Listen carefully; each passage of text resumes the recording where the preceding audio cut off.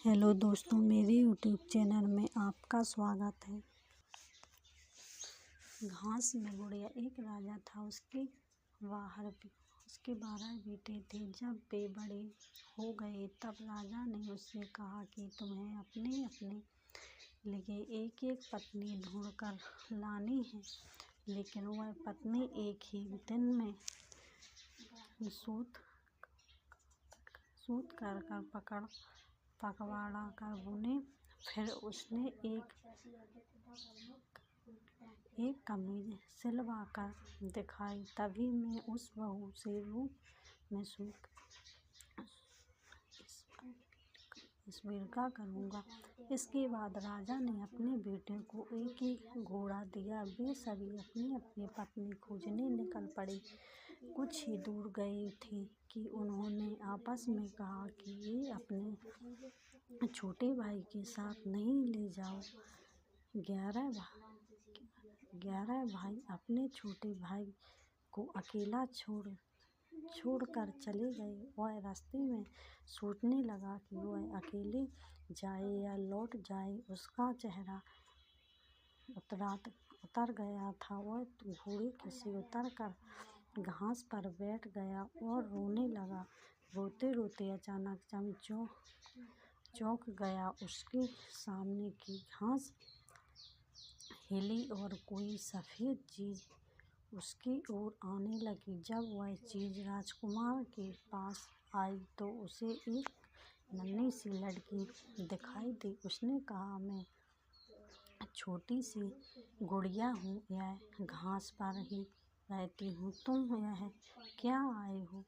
राजकुमार ने अपने बड़े भाइयों के बारे में बताया। उसने अपने पति की शर्म के बारे में भी बताया। फिर उसने गुड़िया से पूछा, क्या तुम एक दिन में सूत काट कर कपड़ा बुन कर कमीज सिल सकती हो? अगर यह कर दोगी तो मैं तुमसे शादी कर लूँगा। मैं अपने भाइयों के दुर्व्यवहार के कारण आगे नहीं जाना चाहता। गुड़िया ने कहा, कर दूँ। तुरंत ही उसने सूत काटा कपड़ा बुना और एक छोटी सी कमीज लेकर महल की ओर चल पड़ा। जब वह महल में पहुंचा तो उसे शर्म आ रही थी क्योंकि कमीज बहुत छोटी थी। फिर भी राजा ने उसे विवाह करने की अनुमति दे दी। राजकुमार गुड़िया को लेने चल पड़ा। जब वह घास पर बैठी गुड़िया के पास पहुंचा तो उसने गुड़िया से छोटे घोड़े पर बैठने को कहा। गुड़िया ने कहा, मैं तो अपने दो चूहों के पीछे चांदी की चमककर बंद कर उसमें बैठकर जाऊंगी। राजकुमार ने उसका कहना मान लिया। राजकर्म थोड़े पर सवार हो गए। गुड़िया चूहे के पीछे बंधी चांदी की चमत्कार पर सवार हो गई। राजकुमार सड़क के एक ओर चलने लगा क्योंकि उसे डर था कि कहीं उसकी घोड़े का पाँव गुड़िया के ऊपर न पड़ जाए। गुड़िया सड़क की जिस ओर चल रही थी उस ओर एक नदी बह रही थी। अचानक गुड़िया नदी में गिर गई। लेकिन जब वह नदी के अंदर से ऊपर आई तो राजकुमार ने सम्मान बड़े हो गए और राजकुमार बहुत प्रसन्न हुआ। राजकुमार महल में पहुंचा तो उसके सभी बड़े भाइयों ने अपने अपने होने वाली पत्नियों के साथ वहां आ चुके थे। लेकिन उसके भाइयों की पत्नियों का न व्यवहार अच्छा था न ही वे सुंदर थी।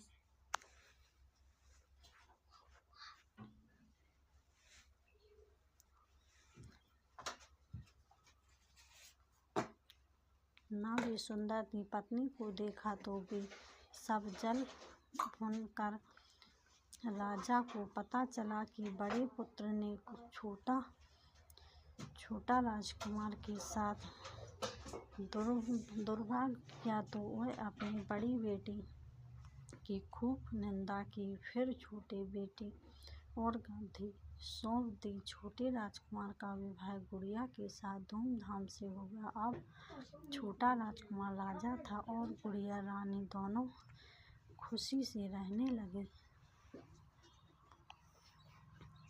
खुशी वहीं पर है जहाँ मन प्रसन्न हो। एक बुढ़िया थी जिसके एक पुत्र था। दोनों ही निर्धन थे और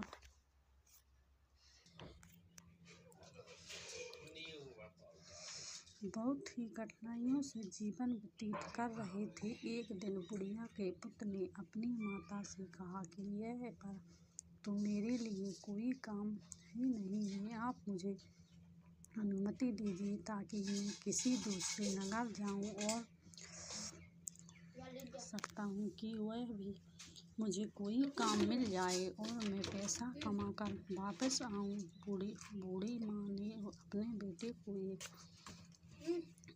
स्थिर दिया और थोड़ी सी रोटी भी यात्रा मार्ग के लिए दे दी। इसके बाद उसने अपने पुत्र को विदा किया। बुढ़िया का बेटा चलते चलते एक बाजार पहुंचा। वहां पर उसने एक बूढ़े भिखारी को देखा। वह चिल्ला कर कह रहा था कि कोई जो मेरे जीवन के अनुभव से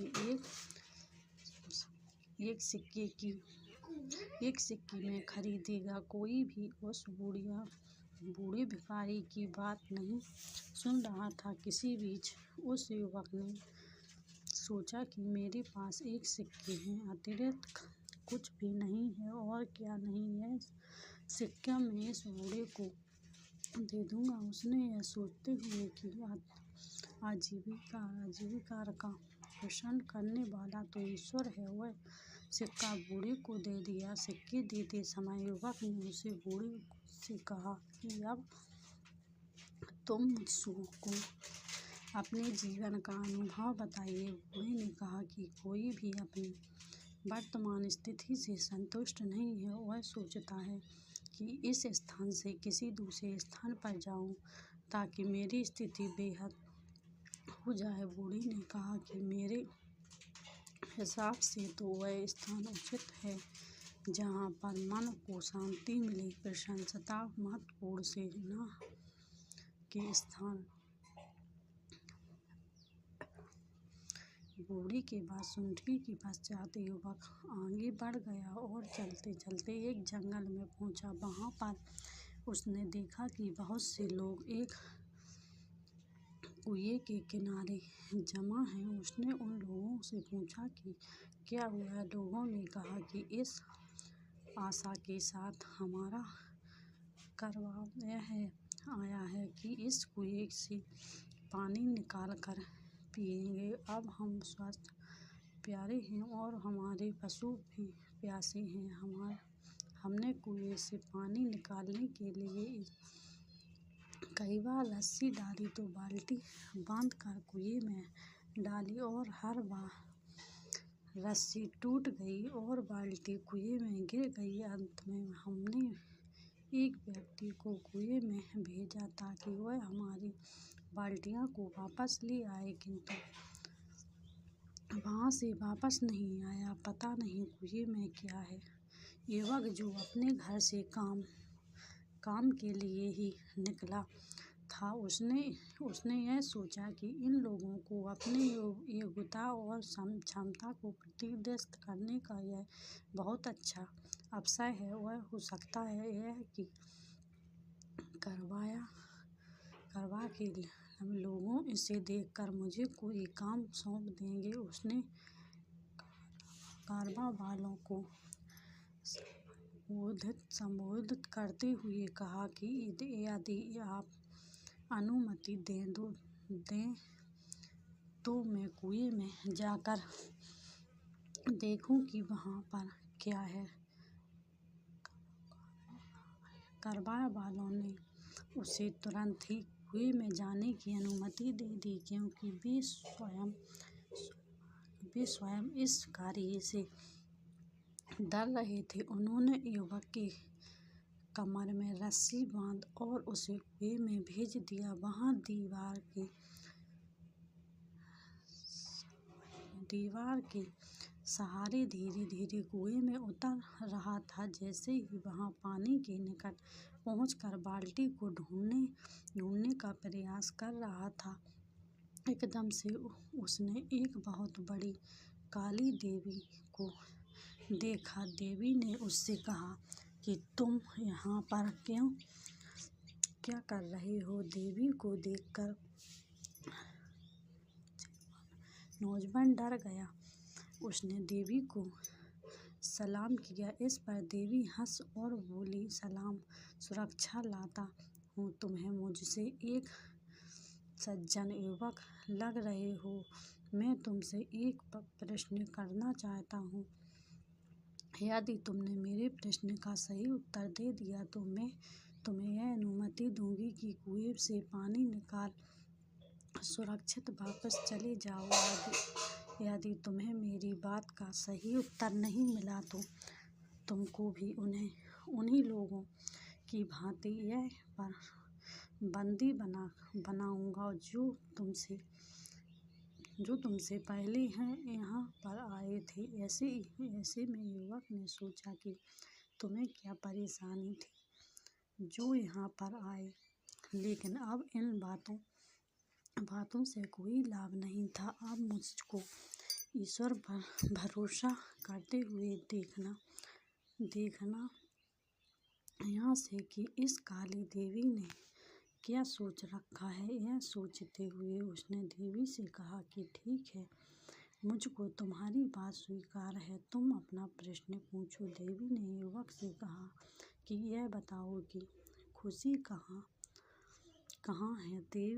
देवी का प्रश्न सुनकर युवक ने कहा कि मामूली है कि खुशी तो धरती पर ही है। फिर उसने सोचा कि यदि मैं उसको यह उत्तर दूंगा तो हो सकता है कि उसे बुरा लगे, क्योंकि उसका घर तो अंधेरी कुएं में है। अभी वहाँ यह सोच ही रहा था कि यह युवक को बूढ़े फकीर की बात याद आई। बूढ़े की बात जैसे ही उसने मन में आई, वहाँ बहुत प्रसन्न हुआ। इसके बाद उसने देवी से कहा कि जानते हो खुशी कहाँ है? जहाँ पर मन प्रसन्न है वहीं पर खुशी है। उसकी बात सुनकर देवी बहुत प्रसन्न हुई। उसने कहा कि तुम्हारी बातों से पता चलता है कि तुम बहुत समझदार और अनुभवित हो। तुमसे पहले जिसने से यह प्रश्न किया था उसने मुझसे कहा था कि धरती पर पाए जाने वाले भाग खुशी का स्थल है, जबकि मुझको तो यही स्थान अच्छा लगता है और मैं इसे ही पसंद करता हूँ। देवी ने कहा कि जाओ, बाल्टी को ले जाओ, मैं तुमको 3 अनार दूंगा। जब तक अपने घर ना पहुँच जाना, किसी से भी इस बारे में कोई बात नहीं करना। युवक ने देवी का आभास व्यक्त किया, बाल्टी को पानी से निकालकर एकत्रित किया और उनके पानी से भरकर वापस ऊपर भेज दिया। उसके बाद वहाँ भी कुएं से सुरक्षित वापस निकल आया। बाहर आने के बाद उसने देवी की कहानी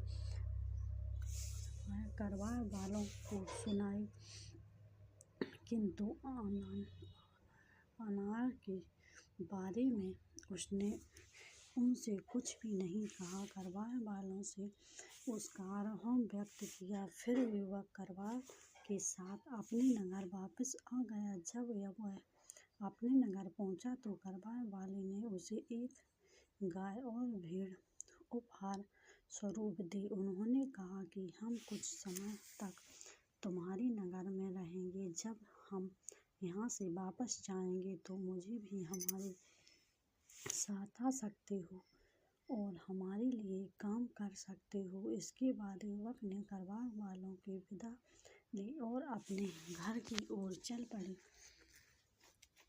अपने पुत्र को देखकर उसकी माता बहुत प्रसन्न हुई। उसने कहा कि बहुत अच्छा हुआ है कि तुम आ गए हो। मुझको तो आशा नहीं थी कि तुम इतनी जल्दी वापस आ जाओगे।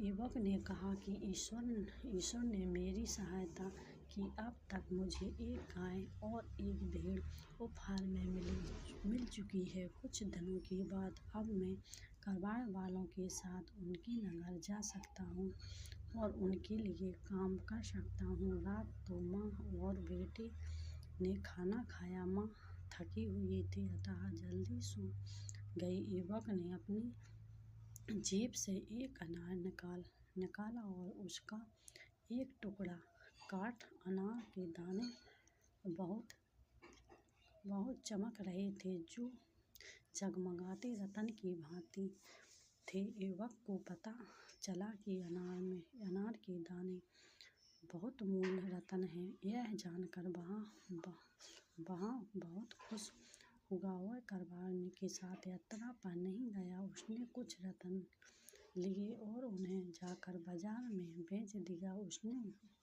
उससे मिलने वाले पैसों से उसने एक दुकान खरीदी और व्यापार आरंभ किया। जब भी लोग किसी ऐसे व्यक्ति को देखते हैं जो अनुपस्थित स्थान पर रहता हो और या उसकी आय कम हो गई, बड़ी कठिनाइयों से जीवन व्यतीत करता है, लेकिन इन सब में बावजूद भी वह प्रसन्न हो तो लोगों यह कहावत दोहराते हैं, कुजा खुश हस्त अनाज के लिए खुश हस्त हस्ती खुशी नहीं है, पर जहाँ मन प्रसन्न हो।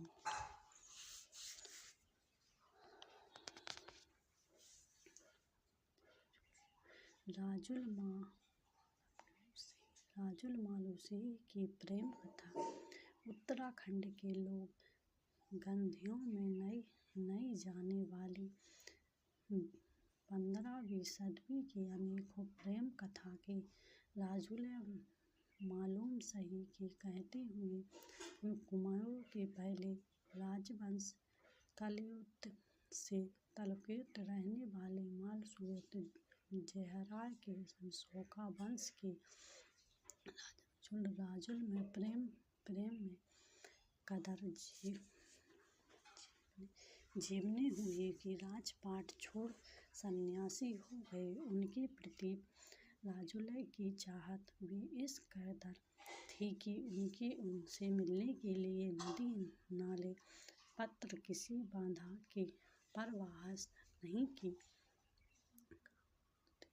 खत्रियों की राजधानी बेरठ वर्तमान चौखुड़िया में थी। जनसूत्री के अनुसार बेरठ में राजा तौला शाह राज करते थे। उनकी संतान नहीं थी। उनकी साले दी गई थी। वहाँ बागनाथ वर्तमान बागेश्वर में भगवान शिव की आराधना करते तो संतान प्रतिभा होगी। वहाँ तौला शाह को संतानहीन दत्तपति सुनपति सोल गंगागुली मिले हैं और दोनों त्याग करके भी एक ही यश लड़ा और दूसरे के यहाँ लड़की हो तो वहाँ दोनों की शादी करा देंगे। कालांतर में शास्त्र में यह पुत्र और सुनपति के यहाँ पुत्री जन्मी।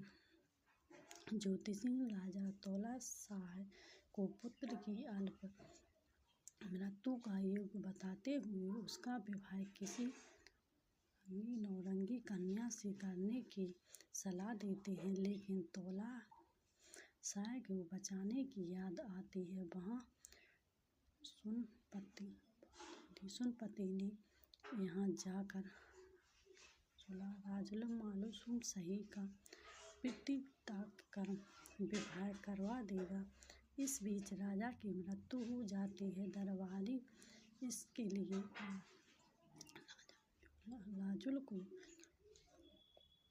राजू को कोसते हैं। आशा फैलती हैं कि अगर यह बालिका राज्य में आई तो अनर्थ होगा। उधर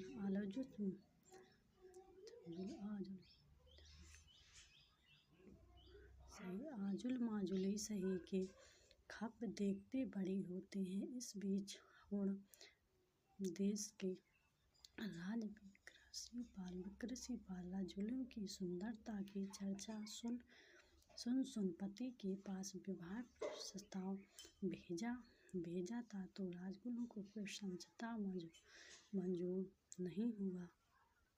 वह प्रतीक विवाह की अंगूठी लेकर नदी नाले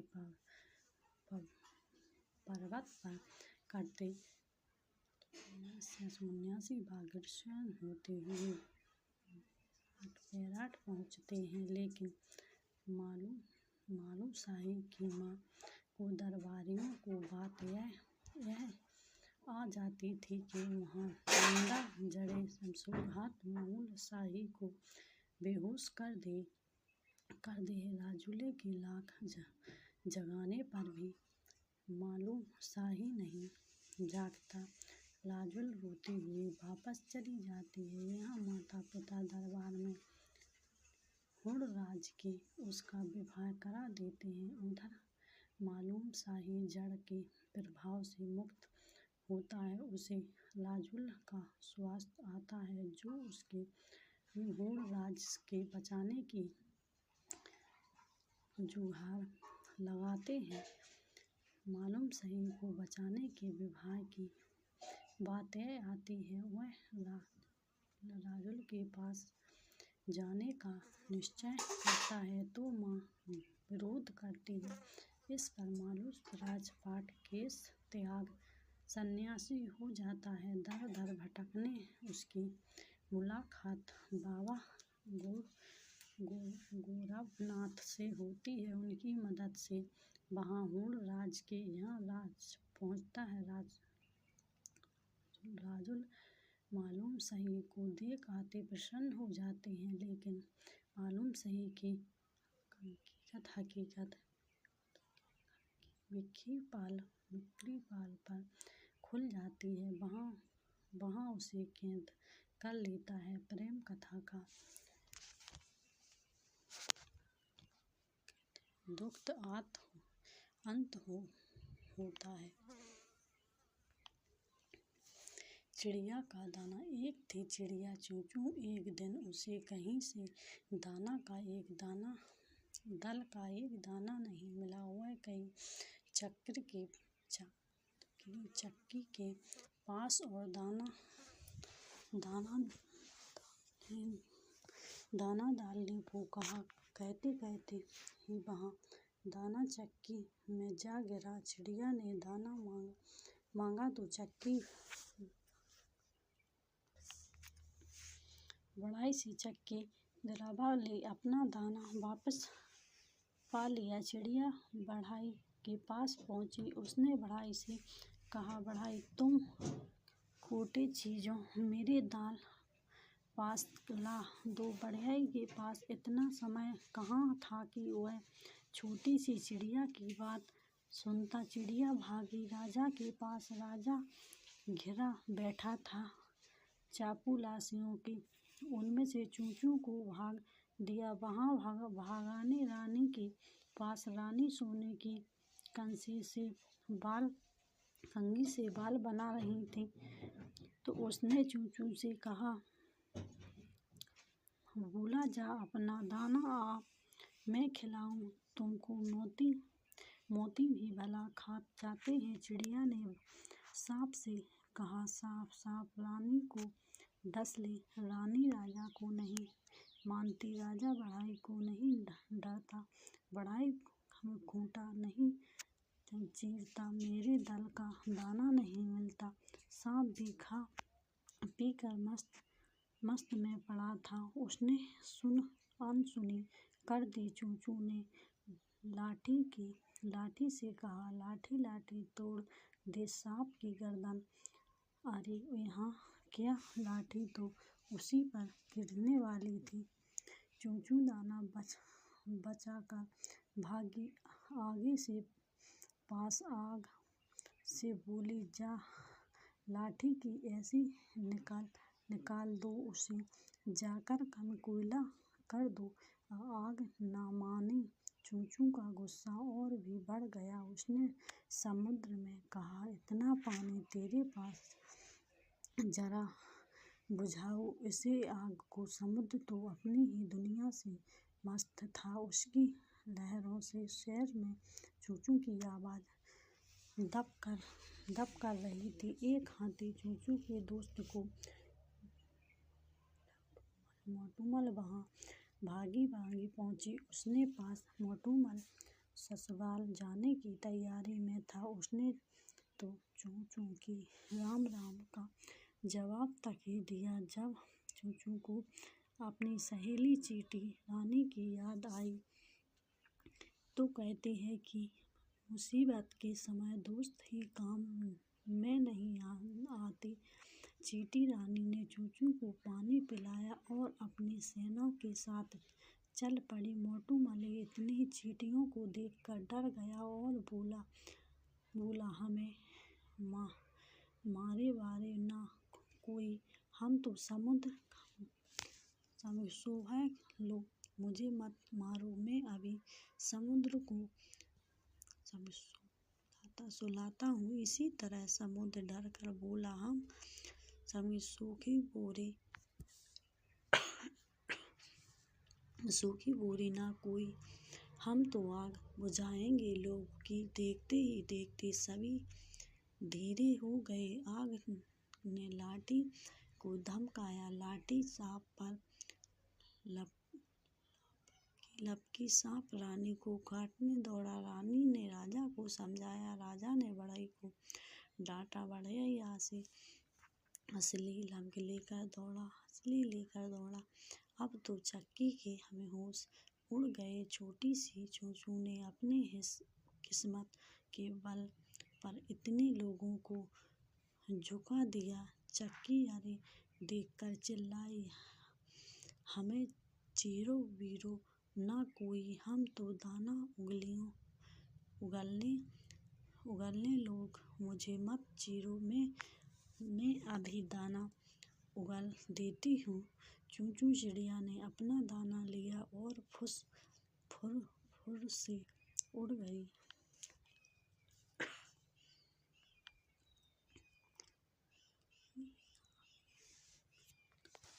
मीनावी बन गई मगरमच्छ। कुछ लोग अपने बच्चों के साथ समुद्र के किनारे एक काबिल में रहते थे। उनमें एक छोटी लड़की थी जिसका नाम मीनावी था। मीनावी दूसरे सभी बच्चों से छोटी अलग थी। उसकी आकर्षण दूसरों बच्चों के बीच झगड़ा करने से बहुत मज़ा आता था और इस वजह से पूरी टोली परेशान हो जाती थी। लगभग रोज काबिल में लड़ाई हो जाती थी।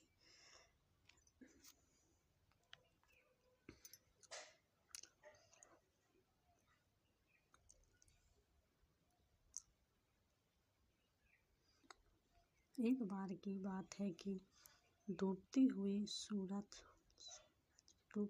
सूरज की लाल गुलाबी किरणों खेल में मैदान पर पड़ रही थीं। सारी लड़कियां खेल का आनंद उठा रही थीं। सारी लड़कियां अपने पिता के साथ बड़े आदमियों वाला काम सीख रही थीं। माँ शाम का खाना बनाने की तैयारी कर रही थी। कोयले की आग पर एक ताजा मछली, ताजी केकड़े और मांस मसाले के साथ पका रही थी। टोली के साथ लोग खुश थे। फसल उसके लिए अच्छी रहती थी। खूब ताज़ा खाना उबालता था। मिनाबी के अलावा सब खुश थे। मिनाबी सबसे अलग थी। बचपन से ही मिनाबी को दूसरी लड़कियों को परेशान करना अच्छा लगता था। मिनाबी का चेहरा इतना बदसूरत और कठोर था कि उसे देखकर उसके मन की नफरत का अंदाजा लगाना जा सकता था। बुजुर्गों को पता था कि मिनाबी सबको परेशान करने की कोशिश करती है, जिससे झगड़ा होता है। न केवल छोटी लड़कियों में बल्कि उनकी माँ और भी। बुजुर्ग ने मिनाबी की माँ को चेतावनी दी कि अगर उन्होंने मिनाबी को गड़बड़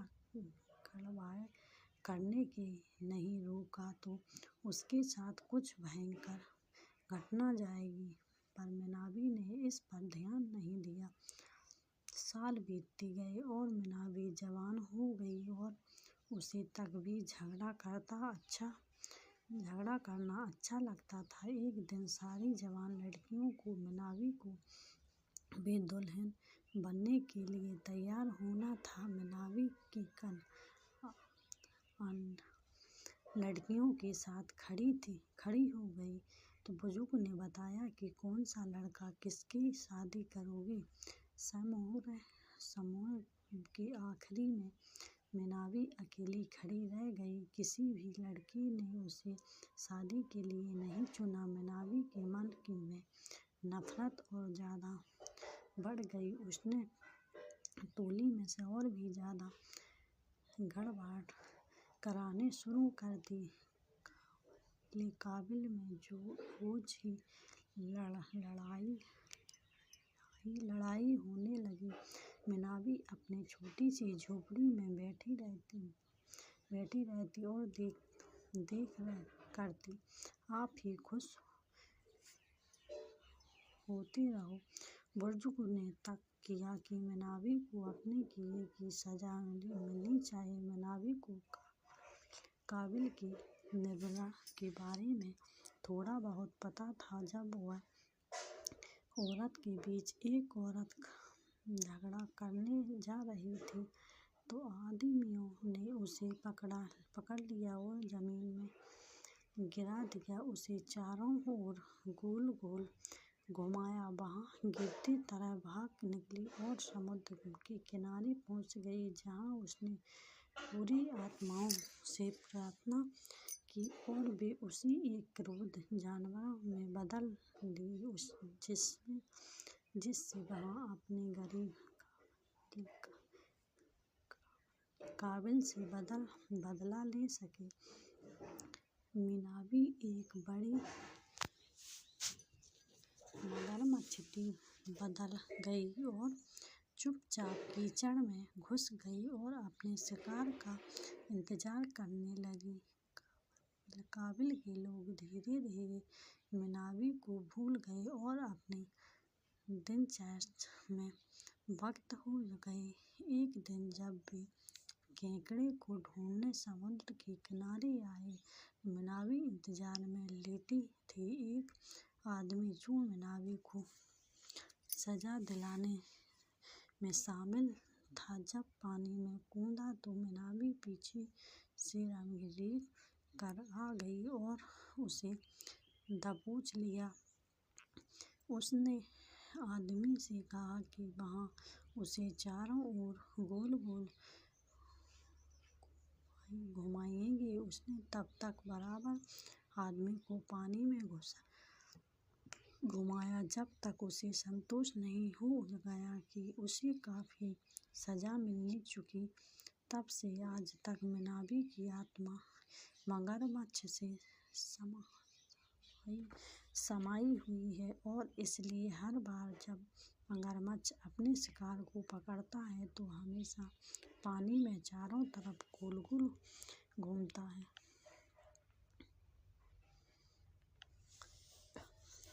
कर्म का फल। एक लड़की की वह बड़ी सुंदर थी। शरीर ऊपर पतला था, रंग गोरा था, मुखड़ा गोल था, बड़ी बड़ी आँखें, कटी हुई अम्मियों जैसे भी लंबे लंबे काले काले बाल थे। वह बड़ा मीठा बोलती थी। धीरे धीरे वहाँ बड़ी हो गई। उसके पिता ने कुल में पुरोहित तथा नए शेरवाह की खोज करने को कहा। उन दानों से मिलकर एक बार तालाब की लड़की के होने वाले दूल्हे को देखा, ना दूल्हे ने होने वाली दुल्हन को देखा।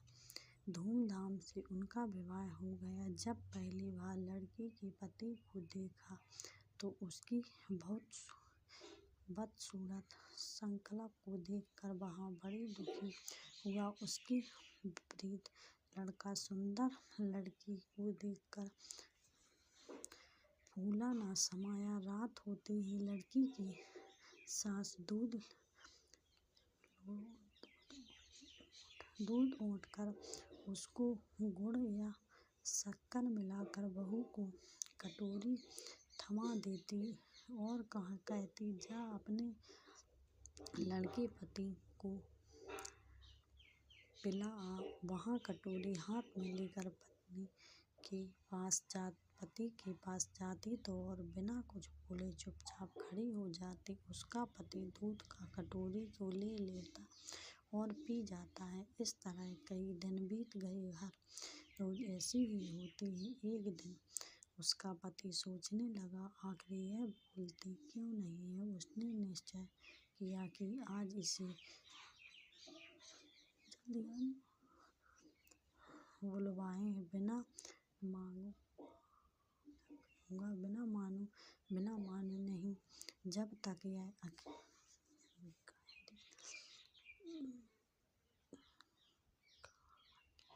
कहरी नहीं है और दूध पी लो, मैं इसके हाथ से कटोरी नहीं लूँगी।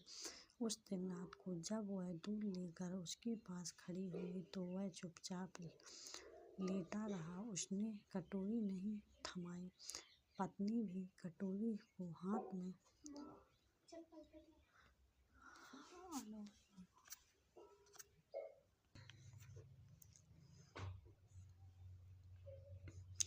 न थमाई तो पहले खड़ी रही, कुछ बोली नहीं।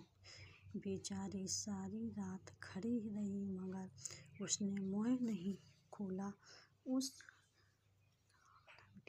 हठीले आदमी ने भी दूध का कटोरा नहीं लिया। सुबह होने को हुई तो पति ने सोचा, इस बेचारी ने मेरे लिए कितना कष्ट सहा है। यह मेरे साथ रहकर प्रसन्न नहीं है। इसे अपने पास रखना इसके साथ घोर अन्याय करना है। इसके बाद वह उसे उसके पीहर छोड़ आया। बेचारी वहाँ से प्रसन्न कैसे रहेगी। वहाँ मन ही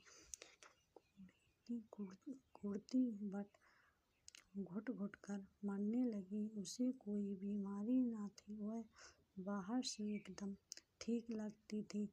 माता पिता को उसके विचित्र रोग की चिंता होने लगी। वे बहुत ही वैद्यों को ज्योतिषियों के पास गए पर किसी की समझ में उसका रोग नहीं आया।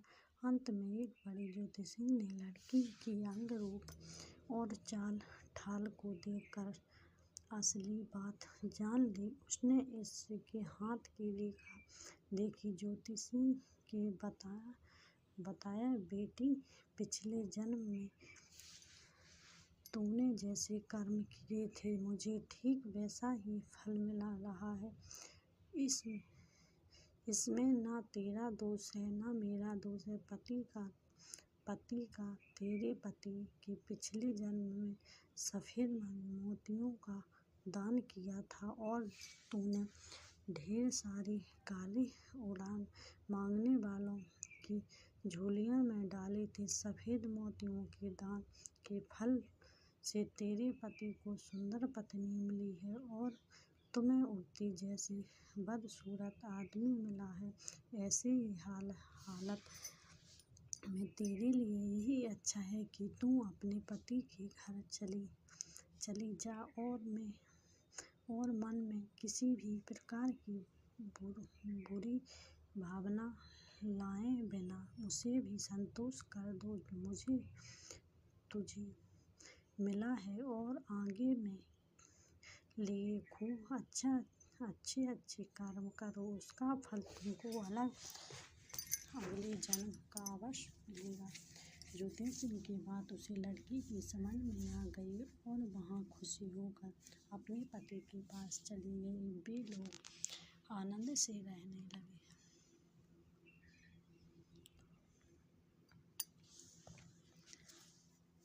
पश्चिमी चीन और सफेद नगर की कहानी। पूर्व चीन के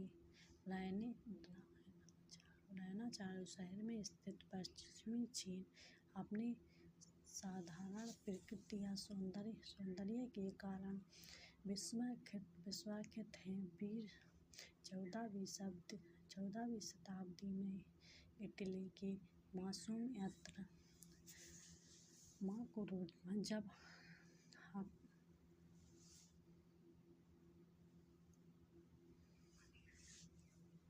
हम चारों ओर उसने पश्चिमी चीन की खूबसूरती देख कर उसके इन शब्दों में सराहना की और जब मैंने पहुंचा तो लगा जैसे मैं स्वर्ग में आ गई हूँ।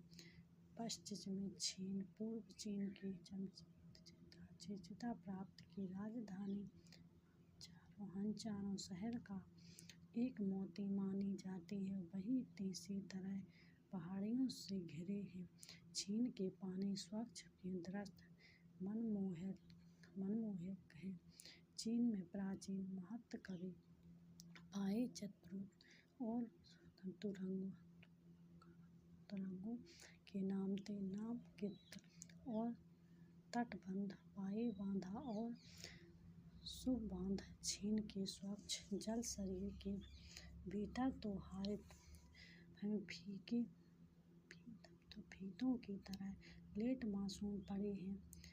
तटबंधी पर कतारों में हरे भरे पेड़ खड़े चीन के सौंदर्य में चार चांद लगा देते हैं।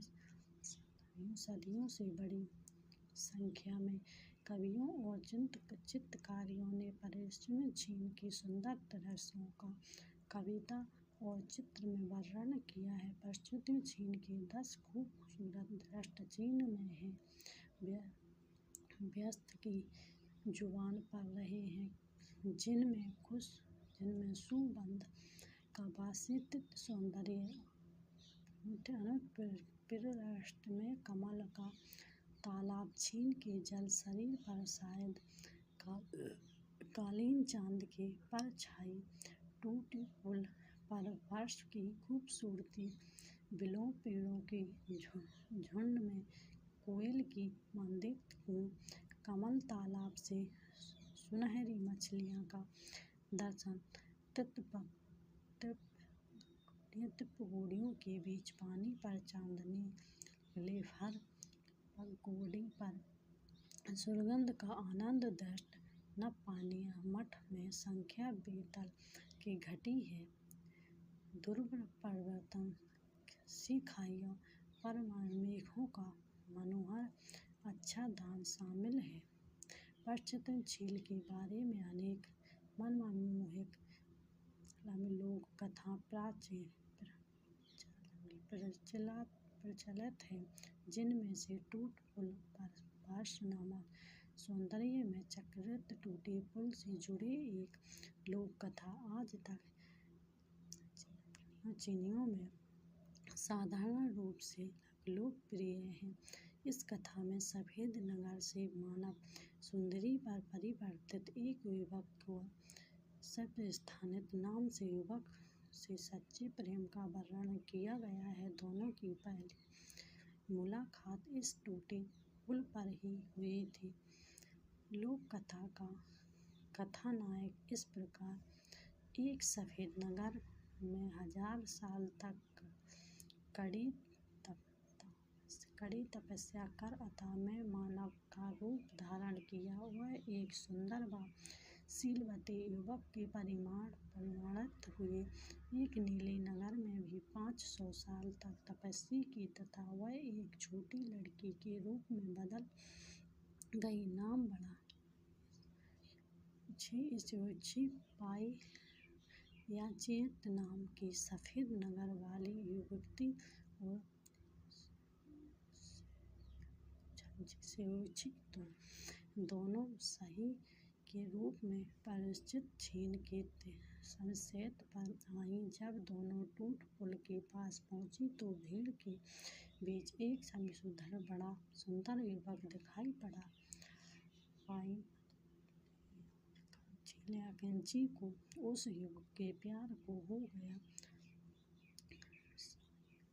शैक्षिक ने अलौकिक शक्ति से वर्ष बुलाई वर्षा में इस स्थान नाम का वहाँ सुंदर युवक छाता उठा चीन के किनारे पर आया।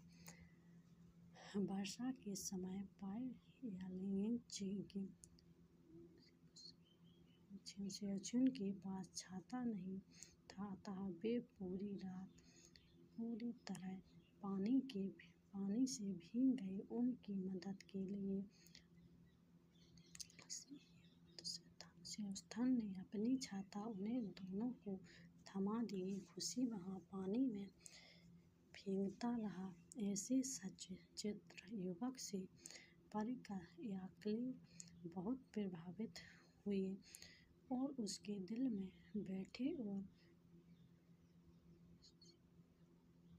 शिव स्थानीय के लिए ये भी उस खूबसूरत युवती पाई याकलिंग के लिए प्यार का अंकुर फूटा।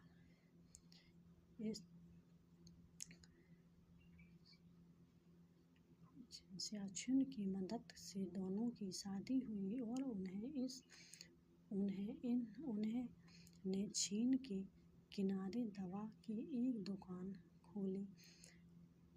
शैक्षिक यह स्थान बीमारियों को चिकित्सालय जानता था। दोनों पति पत्नी निस्वार्थ रूप से मरीजों का इलाज करते थे और स्थानीय लोगों के वे बहुत लोकप्रिय हो गए। लेकिन शहर के पास स्थित चेनशान मठ के धर्माचार्य फाइस्ट याचेन को निश्चित समझता था। उस पर गुप्त रूप से शमशेर स्थान को उसकी पत्नी का रहस्य बताया कि वह सफ़ेद नगर की बदली हुई है। उनमें से शिव स्थान को पायल याचेत है। असली रूप देखने के लिए तरकीब भी बताई। उसने को फंसाई की बातों में आकाश हुई। चीन का पर्यावरण प्राचीन काल से ही खूब हर्षोल्लास के स्थान माना जाता रहा है। इस उत्सव पर लोग चावल से बनाए मंत्र पेटे के भी मानते थे कि इसमें किसी भी प्रकार के मंगल से बचा जा सकता है। इस उत्सव को मनाने के लिए इस स्थान से फंसियों द्वारा बताई तस्वीर से अपनी पत्नी पालीचान को मदरिया पिलाई। इन दोनों पाईस्ता यागची गर्भवती थी। मदरिया उसके लिए हानिकारक थी, लेकिन पति के बराबर कहने पर उसे मदरिया का सेवन करना पड़ा। मदरिया पीने के बाद वह सफ़ेद नगर के रूप में बदल गई, जिसके भय खाकर शैवस्थल की मौत हो गई। अपने पति की जान बचाने के लिए गर्भवती पाईस्ता हजारों मील दूर तीर्थ खुलदुन पर्वत के रामबाग औषधि गलौधर्म की चोरी करने लगी। गलेगों की चोरी के समय उसने जान हथेली पर रखकर वहाँ से राक्षसों से घमासान युद्ध लड़ा। युद्ध के सच्चे प्रेम भाव से प्रभावित होकर राक्षसों ने उसे रामबाण औषधि भेंट की। पाई या कंची की अपने पति की जान बचाई। शिव स्थानिक भी अपनी पत्नी की सच्चे प्यार में वशभूत हो गया। दोनों के बीच का प्रेम पहले से भी अधिक प्रगाढ़ हो गया, किंतु धर्मचारी फांसी को यह सहन न हुआ कि ब्रह्मचारी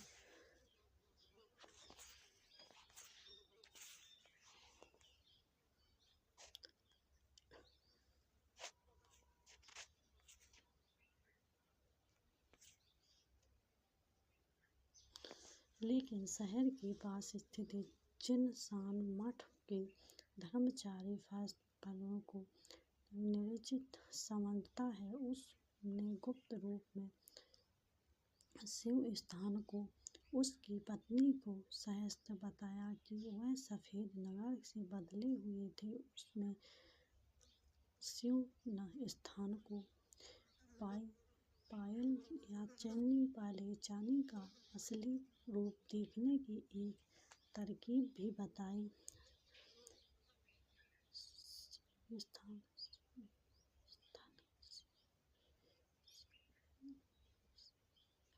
शिवशान को वादी का फल। किसी गांव में दो मित्र रहते थे। बचपन से उनमें बड़ी धन निष्ठा थी। उनमें से एक का नाम था पाप बुद्धि और दूसरे का धर्म बुद्धि। पाप बुद्धि पाप के काम करने में हिचकिचाता नहीं था। कोई भी ऐसा दिन नहीं जाता था जबकि वहाँ कोई न कोई पाप ने करे। यहाँ तक कि वह अपने सगे संबंधियों के साथ भी बुरा व्यवहार करने में नहीं चूकता। दूसरे मित्र धर्म बुद्धि सह अच्छे काम किया करता था। वह अपने मित्रों से कठिनाइयों को दूर करने के लिए तन मन धन से पूरी प्रतिज्ञा करता था। वह अपने चचेरे चरित्र के कारण प्रसिद्ध था। धन बुद्धि को अपने बड़े परिवार का पालन पोषण करना पड़ता था।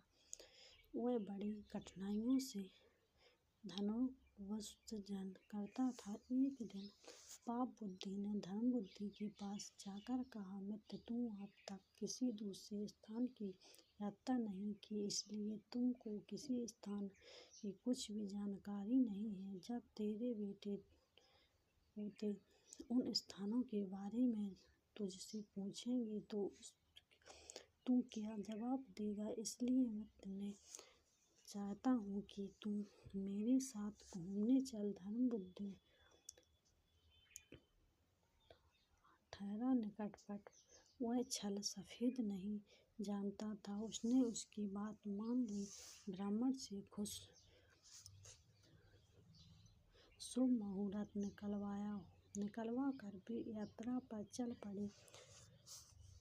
चलते चलते वे एक सुंदर नारी से सुंदर नगर में जाके रहने लगे। पाप बुद्धि ने धर्म बुद्धि की सहायता से बहुत सारा धन कमाया। जब अच्छी कमाई हो गई तो वे अपने घर की ओर रवाना हुए। रास्ते में पाप बुद्धि ने मन ही मन सोचने लगा कि मैं इस धर्म बुद्धि को ठग कर इस सारे धन को हथिया लूं और धनवान बन जाऊंगा। इसका उपयोग भी उसने खोजा। दोनों गांव के निकट पहुंचे। पाप बुद्धि धर्म बुद्धि से कहा, मित्र, यह सारा धन गांव में ले जाना ठीक नहीं है।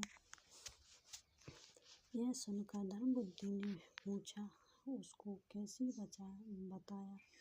बचाया जा सकता है? पाप बुद्धि ने कहा, सारा धन अगर गांव में ले गए तो इस भाई बंटवा लेंगे और नगर अलग। कोई पुलिस को खबर कर देगी तो जीना मुश्किल हो जाएगा। इसलिए इस धन से ये आवश्यकता है अनुसार थोड़ा थोड़ा लेकर बाकी को किसी जंगल में गाड़ दे। जब जरूरत पड़ेगी तो अगर ले जाएगा। यह सुनकर धर्मबुद्धि बहुत खुश हुआ। दोनों ने वैसा ही किया और घर लौट गए।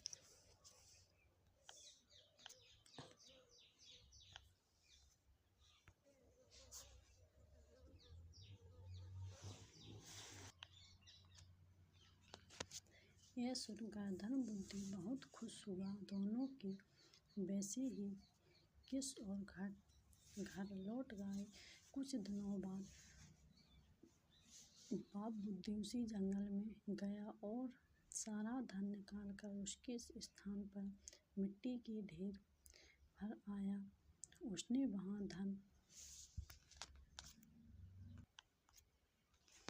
धर्मबुद्धि ने यह बात स्वीकार कर ली। दोनों न्यायालय में पहुँचे। न्यायाधीश को सारी घटना सुनाई गई। उसने धर्मबुद्धि की बात मान ली और पाप बुद्धि को 100 कोड़े का दंड दिया। इस पर पाप बुद्धि में कांपने लगा और बोला, महाराज, वहाँ पेड़ पक्षी हैं, हम उससे पूछ ले तो वहाँ हमें बात बता देंगे कि उसके नीचे से धन किसने निकाला है। यह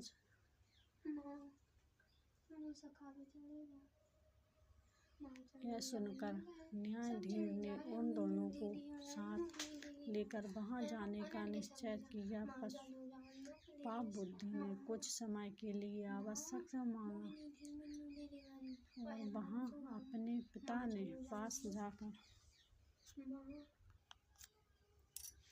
यह सुनकर न्यायाधीश ने उन दोनों को साथ लेकर वहाँ जाने का निश्चय किया।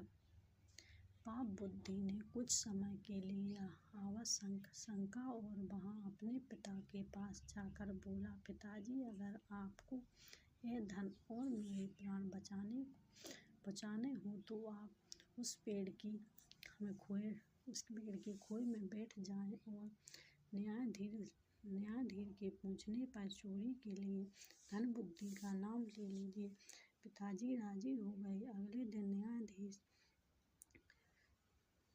पापी बुद्धि और धर्मबुद्धि वहाँ गए। वहाँ जाकर पापी बुद्धि ने पूछा, और वृक्ष, सच बता, यह धन किसने चुराया है? तो फूक में छिपे उसके पिता ने कहा। धर्मबुद्धि ने यह सुनकर न्यायाधीश धर्मबुद्धि को कठोर कारावास का दंड देने के लिए तैयार हो गए। धर्मबुद्धि ने कहा, आप मुझे इस वृक्ष को आग लगाने की आज्ञा दे दीजिए। बाद में जो उचित दंड होगा उसे मैं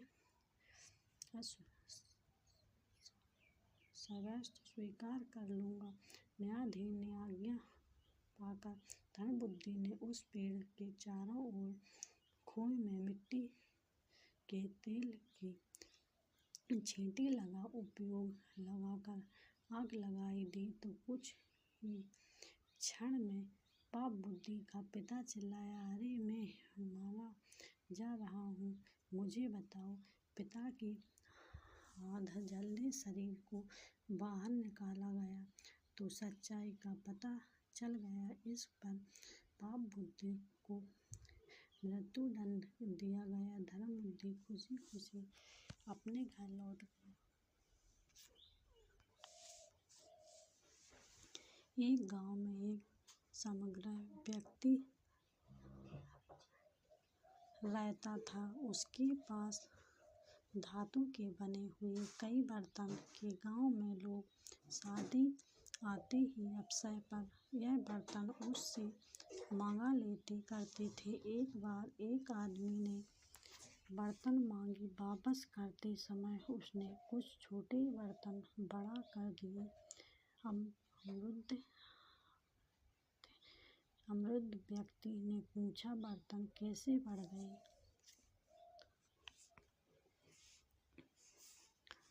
उसने कहा, मांग कर ले जाने वाले बर्तनों में से कुछ गर्भ से भी उनके छोटे बच्चे हुए हैं। समृद्ध व्यक्ति को छोटे बर्तनों में लोभ हो गया। उसने बर्तन लौटाने वाले व्यक्ति को ऐसे देखा जैसे उसे कहानी का विश्वास हो गया हो। उसने सारे बर्तन रख लिए। कुछ दिन बाद वह व्यक्ति फिर भी बर्तन मांगने आया। समृद्ध व्यक्ति ने मुस्कुराते हुए बर्तन दे दिए। काफी समय तक बर्तन वापस नहीं मिले।